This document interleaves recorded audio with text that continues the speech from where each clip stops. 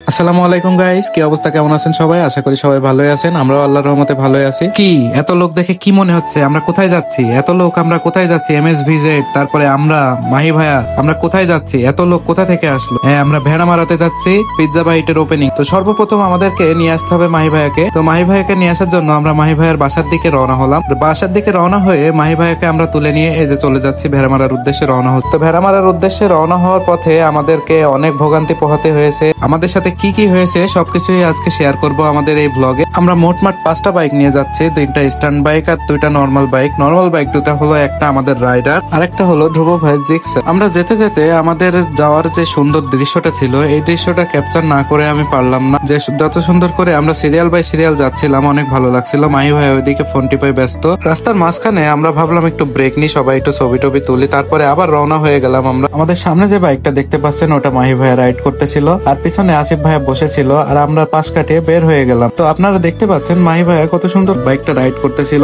আমরা রাস্তার ভিতরে এমন একটা মনোরম পরিবেশের ভিতর দিয়ে যাচ্ছিলাম যেখানে দুই পাশে ছিল গাছগাছালি আর মাঝখান থেকে ছিল একটা রাস্তা। রাস্তাটা যদিও খারাপ, তাও কোনো বিষয় না। অবশেষে আমরা পৌঁছে গেলাম ভেড়ামারা থানার সামনে। থানার সামনে আমরা দাঁড়ায় রেস্ট করতেছিলাম আর ধ্রুব ভাই ওইদিকে ট্রাক থেকে মালামাল নামাইতেছিল। একটা জিনিস আমার বলায় মিস্টেক হয়ে গেছে। ধ্রুব ভাইয়ের যে ট্রাকে করে কারটা নিয়ে আসতেছিল সেই ট্রাকটা নষ্ট হয়ে যাওয়ার কারণে আমাদের ওপেনিং এর টাইম ছিল 4টার সময়, সেই ওপেনিংটা করা হয়েছে সন্ধ্যা 7টার সময়, যার কারণে আমরা আন্তরিকভাবে দুঃখিত। তারপরে অন্য একটা ট্রাকে করে নিয়ে এসে সেটা বসিয়ে এখানে পিৎজা তৈরি করে প্রথম কাস্টমারকে তাদের পিৎজা বুঝিয়ে দেওয়ার পরে সেখানে কত পরিমাণ ক্লাউড ছিল আপনারা দেখতেই পাচ্ছেন। মাহি ভাইয়া নিজে লাইভ করতেছিল। মাহি ভাইয়া এখানে একটা অফার দিয়েছিল, যারা তার লাইভ দেখে আসবে তাদের জন্য প্রথম এক সপ্তাহ 10% ডিসকাউন্ট থাকবে পিৎজার উপরে। এটা শুধু ভেড়ামারা পিৎজা বাইটের ব্রাঞ্চের জন্য, এবং কাব্য ভাইও সেম অফারটা দিতেছিল।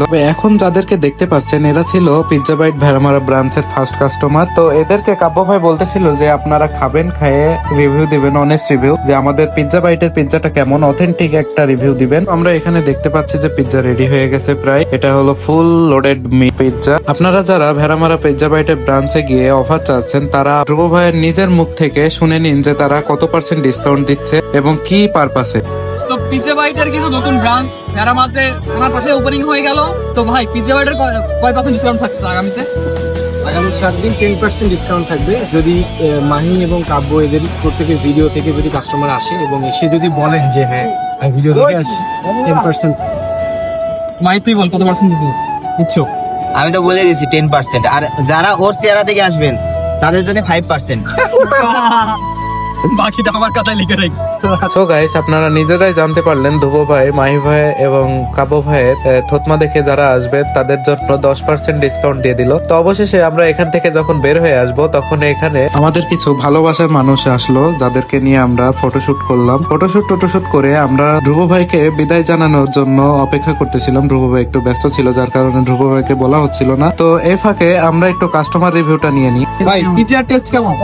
এভারেজ অবশ্যই গুড ভাই, আশা করি সামনে আরো ভালো হবে ইনশাআল্লাহ। সবকিছু শেষ করে সবার রিভিউ টিভিউ নিয়ে কাস্টমার রিভিউ নেওয়ার পরে আমরা যখন বের হয়ে যাব তখন এক ছোট ভাই এসে বলে যে ভাই আমার আগামীকাল জন্মদিন, তোমরা যেহেতু আজকে আসছো তো আমার কেকটা আজকে তোমরা কেটে দিয়ে যাও এবং আমার জন্মদিনটা উইশ করে দিয়ে যাও। তো আমরা কেকটা কেটে জন্মদিন উইশ করে আজকের মতো এখানে বিদায় নিলাম। ধন্যবাদ সবাইকে।